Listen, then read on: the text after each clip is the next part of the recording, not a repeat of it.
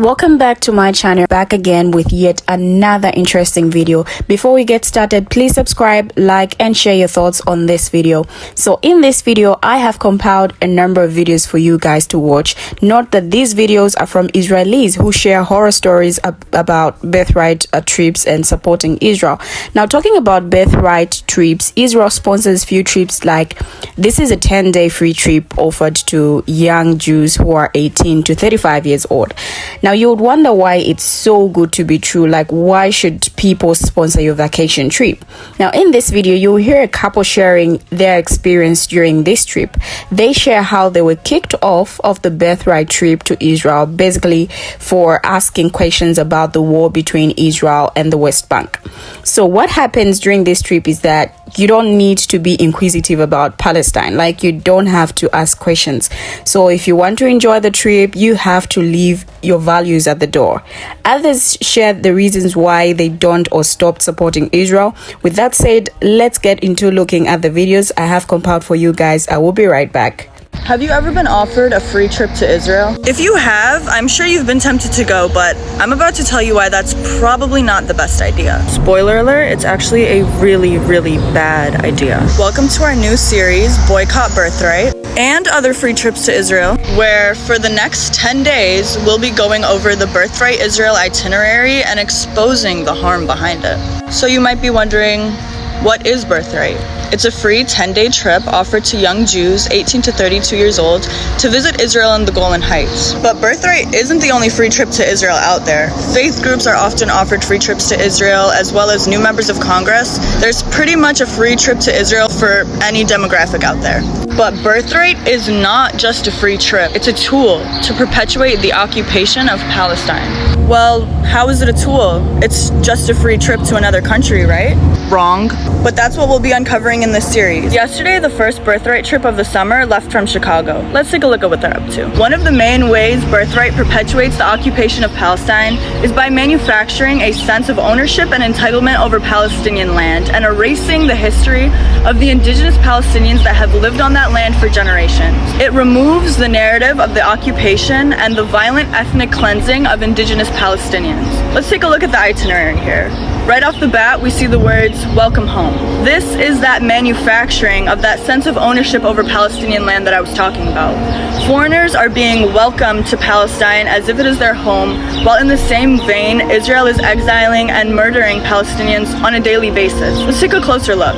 On this day, people on the Birthright trip visit Mount Carmel in Haifa. I want to tell you guys a little bit about what happened in Haifa in 1948. On April 21st and 22nd in 1948, around 60,000 Palestinians were ethnically cleansed from Haifa by the Haganah and Urgun Zionist militia groups. On the 23rd, the city was stolen from its rightful indigenous owners and used to establish the state of Israel. People who go on Birthright are not learning the experience of these Palestinians and not learning the narrative of the occupation and ethnic cleansing that happened to these people. They will see Haifa as a beautiful place because it is, but they will never associate it with the pain and trauma that was caused in order for them to be there in the first place. Not to mention that the Palestinians that were living in Haifa in 1948 no longer have the right to return to their land.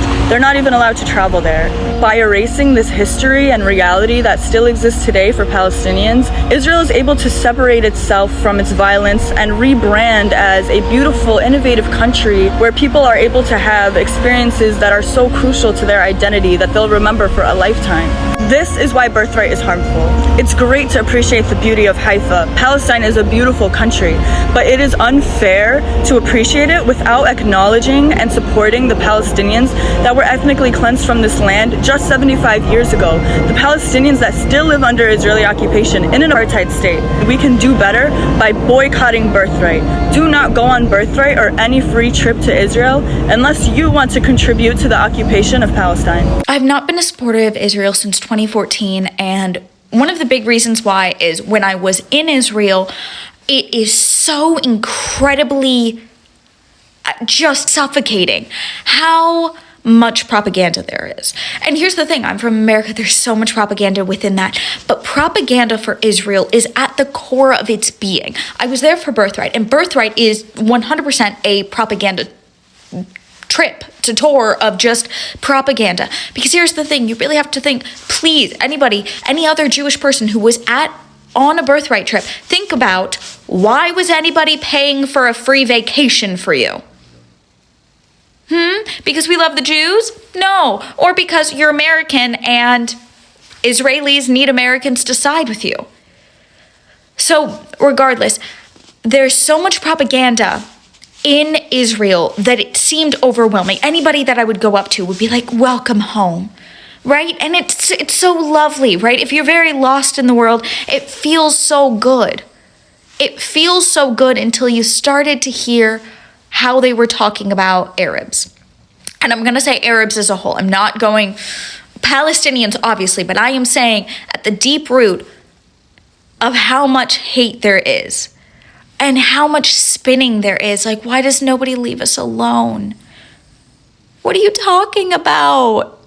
What are you talking about? Why won't people leave you alone? You're on their land. Deeply fucked up in the head you have to be to support Israel. I'm saying that as a Jewish person. Like, I'm the target audience, and I don't know how people are doing it. I don't know how you stand behind 4,000 children being dead. Why? Like, I'm sorry, does the idea of, can they not do a little special ops movement? Can they not really like figure this one out if they want to go after Hamas, which obviously they don't. They don't. So I really need people who do stand with Israel to wake the fuck up. At what point are you going to realize that you were siding with genocide? Like, it's not a word people are throwing around because, no. People are saying it because that is what it is. They want the land. They've always wanted the land. When I was in Jerusalem, I remember looking at a map and realizing that technically I was supposed to be in the West Bank, right? Technically I was in the West Bank, but guess what? No, I wasn't. So I remember asking around, I'm like, wait, like, are we in Palestine right now? I was like, I didn't go through a checkpoint. What's happening? They're like, oh no, they just moved a little closer to another side. Great, why'd they move? So it's been a weird day. It's been a weird day for both of us, I think. Yeah, so when we woke up this morning, we were staying on a kibbutz in northern Israel as part of the Birthright trip that we were on. And now we're in a park in Tel Aviv, trying to figure out like where we're gonna stay and what we're gonna do. Because we got kicked off our Birthright trip this afternoon. Yeah, I think like it's, you know, one of the very first things that we saw when we got to Israel is we drove past the border wall between Israel and the West Bank. And like that image has just been like stuck with me the whole trip. Like, I do immigrant rights work. Like, I think about borders and I think about border walls all the time. And I think about like what they do to people, to families and to communities, and what they mean for people who are separated by them. And you know, when we drove past the wall for like the third or fourth time on this trip today, I was like, I have to say something about this. So I raised my hand and stood up on the bus and was just like, did we just drive past the wall between Israel and the West Bank? And our tour guide was like, yeah, thank you so much for asking that question, and like proceeded to go on like a 10-minute like speech rant about like Palestinians and how they're all terrorists and like suicide bombers and like all of this stuff. And it just felt like completely without nuance, like completely without any like humanity for Palestinians. Yeah, well, it was like that the entire trip. Like, the only thing we heard about Arabs and Palestinians is they're crazy, they're violent, and everything's their fault. And it was literally that black and white. And I just felt like I can't just like sit here and like listen to this rant and like pretend that I'm like okay with it. Said, like, this feels like a really unnuanced you know, portrayal of what's happening. And like, are we gonna get any more nuanced perspective here? And basically the answer was like, no, there's like nobody here in like the whole, and like all of Yeah. Israel Palestine who can like do that. Yeah, it was like, is there anyone that can give us even like a sense of the Palestinian perspective? And he was like, I don't know of any program or person that could do that. And yeah, just like it was very clear that like he was very committed to us only getting one viewpoint, and like that's just how Birthright is, and you're just supposed to shut up. And That's like part of the deal, is like you don't ask those questions, you like get your free trip if you like leave your values like at the door, and like don't talk about it. And so we got to our next activity in Tel Aviv, and basically a bunch of Birthright staff were there, and they said that like we had to leave and that we got kicked off the trip basically for asking questions about like the wall. right, we don't know exactly why, because they wouldn't tell us why they kicked us off. They said we broke rules and regulations, and we said, what rules and regulations? Like combined, we asked like 5 questions, and they just refused to say what rule it is that we broke. So we were like, why, like what did we actually do that's like warranting this? And there was like no answer. And at some point I was like, if you don't give us an answer, like we'll just have to assume it's because of our values. And I mean, they basically said, like, it seems like you guys want to hear a nuanced and diverse set of perspectives, and that's not what we do here, so it's not the trip for you. Like, the woman pretty much said that.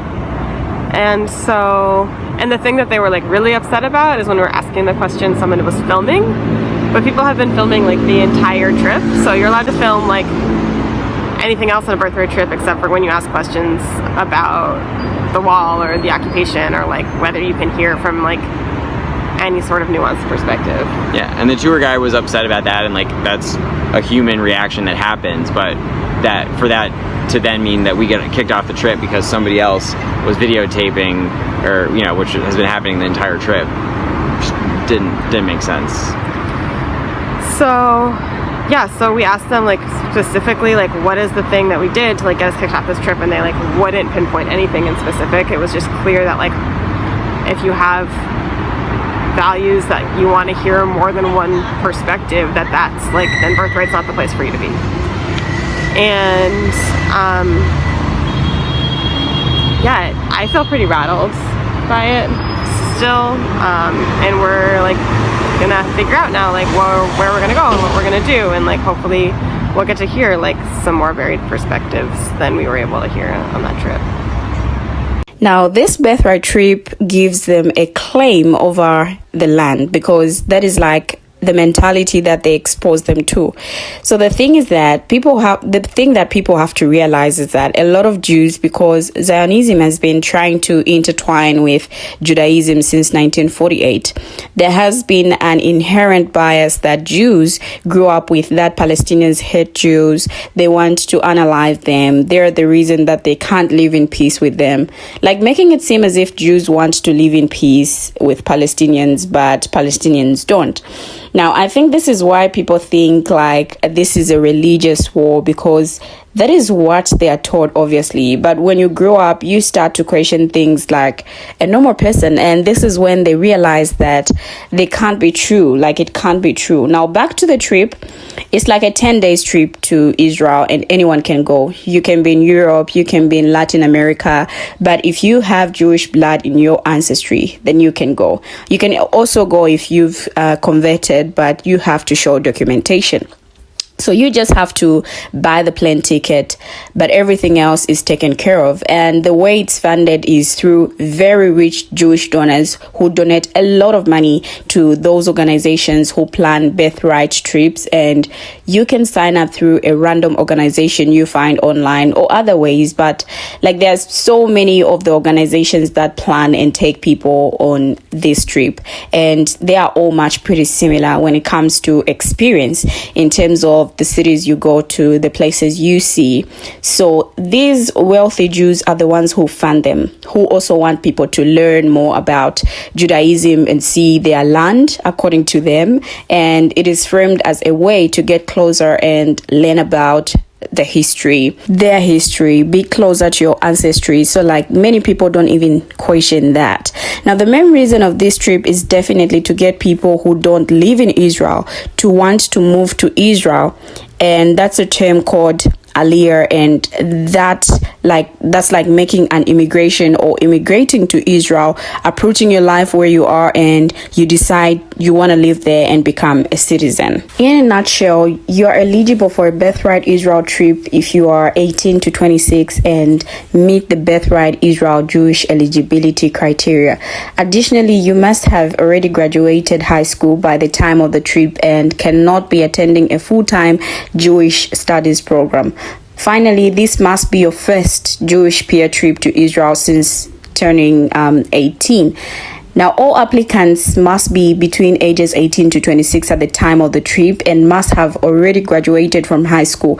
Anyone who's still aged between 26 as of May 1st is eligible for a trip in the upcoming summer season, which is May, June, July, for winter trips and other trips. Now, applicants must meet one of the following requirements: have at least one Jewish birth parent or have converted to Judaism.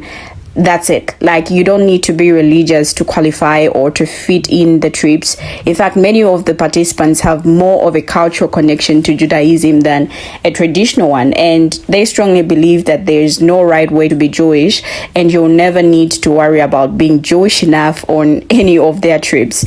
The groups are comprised of people of diverse backgrounds, and the approach is entirely welcoming. You are not eligible for this trip if you travel to Israel after your 18th birthday on a program designed for college students or young adults.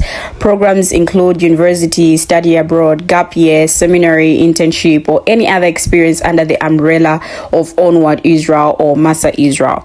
Now, other additional criteria are must have graduated high school by the time of the trip, have not lived in Israel for more than 3 months since the age of 12, have not served in the Israeli army, not currently enrolled in a Jewish studies program at any institution of higher learning. This includes Jewish teaching training programs, Jewish studies programs, rabbinic programs, or seminary, Jewish communal service programs, etc. And you must have a current U.S. address for U.S. trips or Canadian address for Canadian trips, which includes being a resident, citizen, or full-time student in the US or Canada.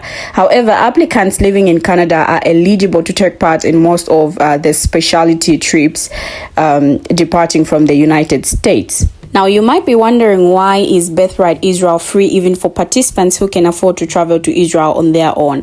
Well, Birthright Israel was launched as a manifestation of great Jewish values, including community building and cross-generational responsibility. As such, Birthright Israel is a gift that is offered to any eligible Jewish young adult, irrespective of their personal financial situation. Maintaining these founding values is vital, and they believe that even those who can afford the trip will eventually pay it forward by joining the donor family and investing in the continued success of Birthright Israel. Now, additionally, choosing to go on a Birthright Israel trip may be the first Jewish-oriented decision that many young people make on their own without parental involvement. As travel has become more accessible, they know that Israel may not be the first choice destination for today's young adults. So they believe that taking out the financial commitment and ensuring that this trip is a gift levels the playing field for young adults, making the decision to travel to Israel and connect with their heritage as easy as possible. Basically, this is it about the Birthright trip to Israel. So what do you have to say about this? Kindly share your comments in the comment section below. Thank you for watching, and see you in my next video.